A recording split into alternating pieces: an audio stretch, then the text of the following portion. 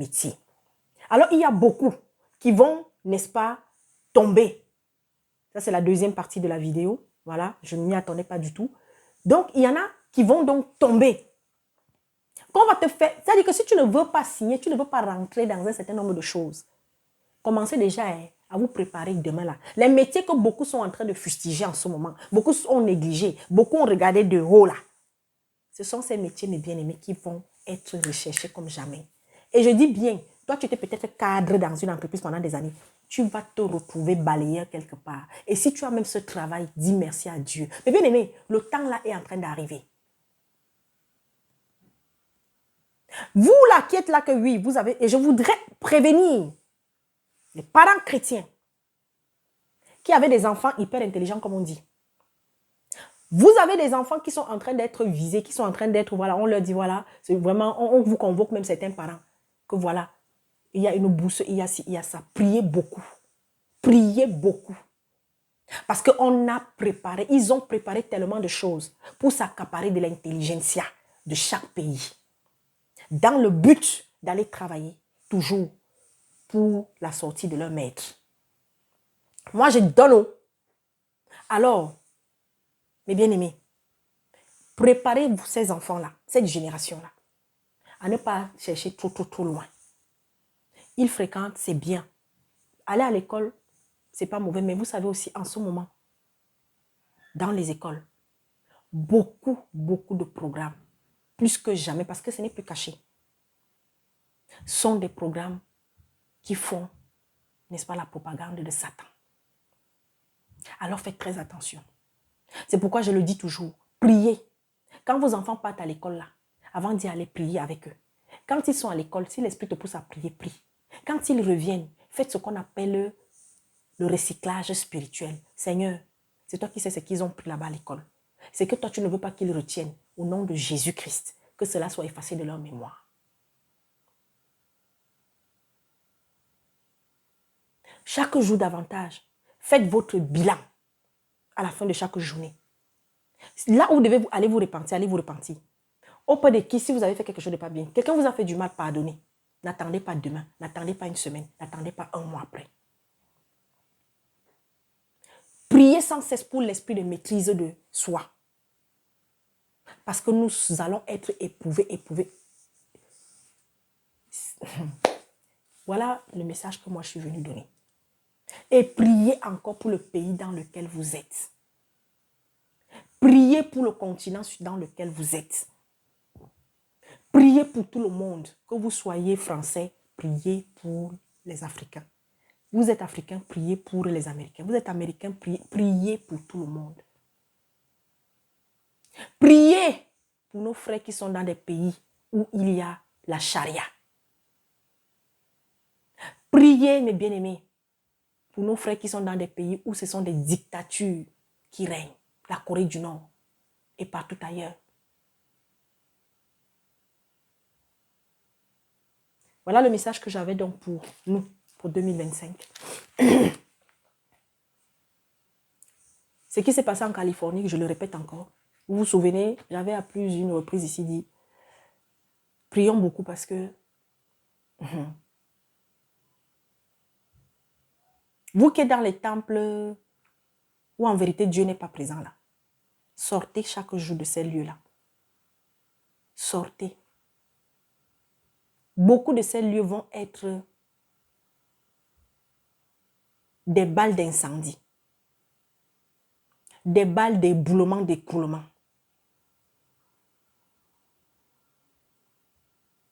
Mais bien aimé, les jugements de Dieu, petit à petit, il est passé à une autre étape. Mais ce n'est pas encore le jugement. C'est très important de le savoir. L'Église ne sera plus là lorsque ce jugement arrivera.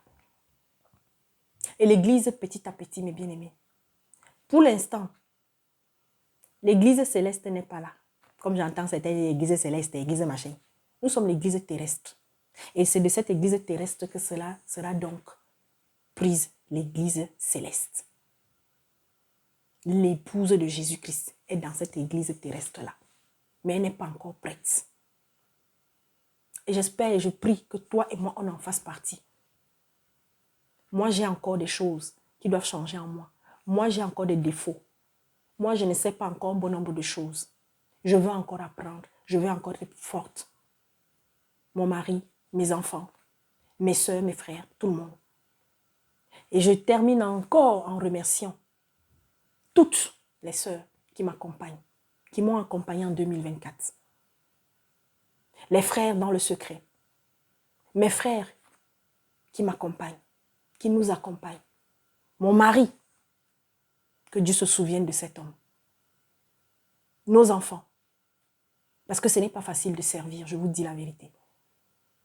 Des fois, on a nos couples qui sont éprouvés. Vous savez, quand on veut travailler pour le Seigneur, on veut tellement travailler pour lui, on veut tellement faire pour lui que parfois, on passe à côté de certaines choses. On néglige même nos familles. Parfois même sans s'en apercevoir. Alors, il faut faire attention à ça. Que Dieu se souvienne de nos sœurs célibataires, veuves, celles qui n'ont pas d'enfants, physiquement. Parce que spirituellement, toutes, nous sommes des mères. Celles qui font la volonté de Dieu, bien sûr. Tel que le Seigneur l'avait dit. Que Dieu se souvienne de vous sur cette chaîne, qui nous soutenez, qui m'encouragez, qui déposez des remarques, qui déposez des encouragements. Et même ceux qui déposent des critiques. Que Dieu se souvienne de chacun et de chacune. J'ai grandi en 2024. Je suis passée par des épreuves.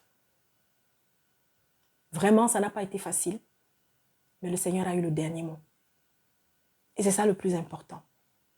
Mais bien aimé, être un chrétien, ce n'est pas facile. Mais ce n'est pas impossible de tenir bon avec l'aide du Saint-Esprit. Ne vous découragez pas. Peu importe le mal qu'on vous fait, ne rendez jamais. Je témoigne, mes bien-aimés, je témoigne de l'amour de Dieu dans ma vie tous les jours.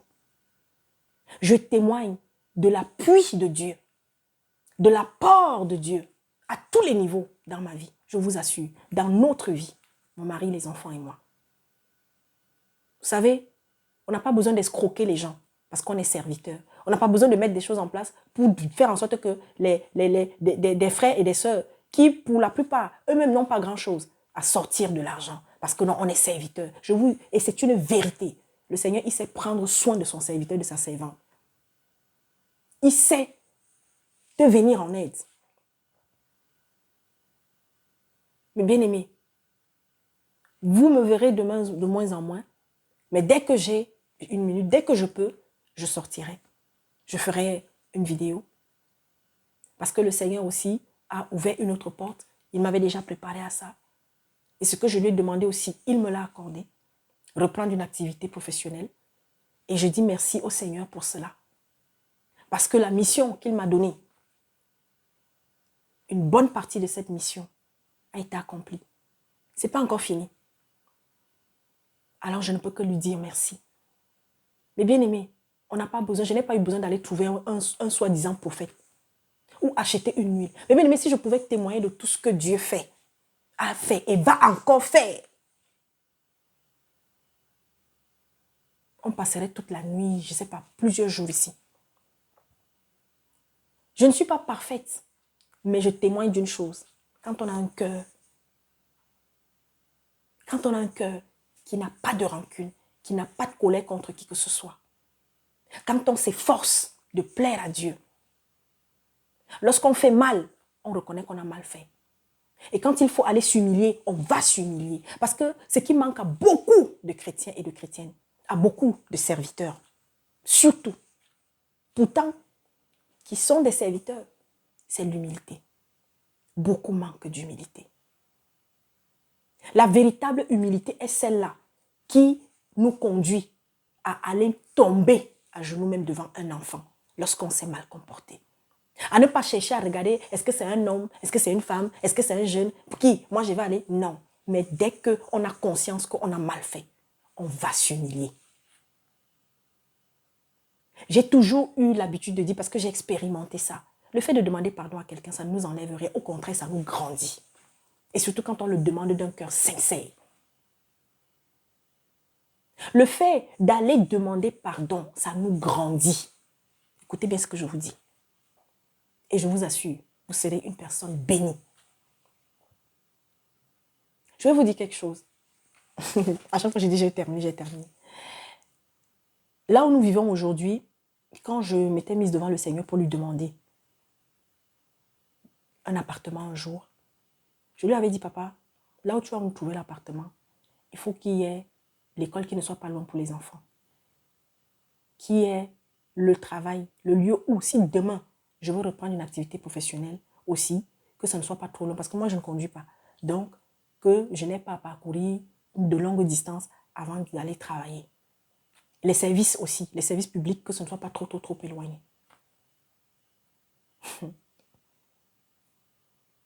Seigneur m'a donné tout ça. Il y a plein d'autres choses. Je fais juste une petite parenthèse. C'est vrai que je ne parle pas trop des choses qui m'arrivent souvent. Mais nous devons témoigner. Et je fais ce témoignage pour te dire à toi qui va m'écouter. Tu te demandes parfois, mais pourquoi est-ce que quand moi je prie, je n'obtiens pas ce que j'ai demandé? Ça dépend de comment tu as prié. Ça dépend de pourquoi tu pries. Ça dépend si tu as une confiance totale en Dieu. Et surtout, quand tu obtiendras ce que tu lui demandes, que feras-tu? Qu'est-ce que tu lui donneras? Parce qu'il y a beaucoup de gens qui pensent, oui c'est vrai, Dieu, qu'est-ce qu'on peut donner à Dieu? La seule chose qu'on puisse donner à Dieu, c'est notre dévotion. Et que lorsqu'on est béni, que quand le moment vient de bénir aussi quelqu'un d'autre, qu'on le fasse. Même si ce n'est pas la personne qui nous a bénis, mais qu'il y ait quelqu'un d'autre qu'on va aller bénir. Vous savez, je suis dans cette cellule, je vous ai déjà parlé de ça. Chaque année, nous faisons notre bilan financier. Des offrandes que Dieu a suscitées au travers, n'est-ce pas, des bien-aimés qui soutiennent cette œuvre que le Seigneur a placée entre mes mains. L'année dernière, on avait fait le bilan financier. On était à plus de 15 000 euros. Et cette année, on est encore à plus de 15 000 euros. Parce que si on doit compter individuellement les actions individuelles, sans compter, mais bien aimé.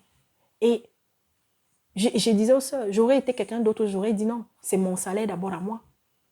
Mais non, je privilégie qu'on aide le maximum de personnes qui en ont besoin. On n'a pas grand-chose, attention. Et on doit être transparent. On fait le point. Mais je vous dis, nous fonctionnons, nous ne donnons pas les noms de ceux qui contribuent parce que pour ne pas frustrer qui que ce soit, parce que ce que Marie a donné, c'est ce que Jeanne va donner, c'est ce que Pierre, voilà. Parce que la première des choses que nous donnons, c'est d'abord cette prière. Le temps que nous consacrons, que les bien-aimés consacrent. Alors si financièrement, il y en a qui peuvent, elles font, ils font. Et ça fait que c'est tout le monde en vérité. Et quand nous aidons, nous ne donnons pas les noms de ceux que nous avons, n'est-ce pas, soutenus. Nous essayons de soutenir certains hommes de Dieu aussi, à travers le monde, quand on peut. Il y a des personnes que nous ne connaissons pas, que je ne connais pas. Mais je peux vous dire, est-ce que ça empêche que nous ayons parfois des surprises, des ingratitudes, des personnes malhonnêtes? Qu'une même personne, tu as reçu de l'aide déjà, mais la soeur qui pourtant fait partie de cette famille qui déjà t'a aidé, une autre soeur vient et tu n'en parles pas. On a eu des cas comme ça. Où vous soutenez une personne pendant quelque temps, mais demain, c'est elle qui va se lever pour venir vous traiter de tout et de n'importe quoi et dire que vous êtes des sorciers, des sorcières. Que la soeur Gladys c'est une sorcière. Vous croyez que ça me fait quoi? Ça me laisse à 37. Et je vous dis, on voit la manifestation de Dieu dans la vie de ces mamans-là, de ces sœurs et ces quelques frères. Dieu les bénit. Vous connaissez le nombre de personnes en 2024 que Dieu a béni dans cette petite chambre où je suis?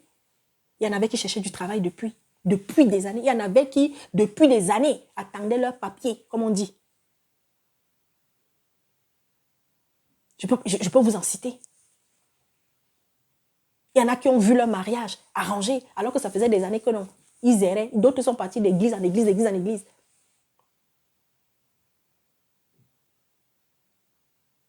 Quand tu as un cœur bon, Dieu ne t'oubliera pas.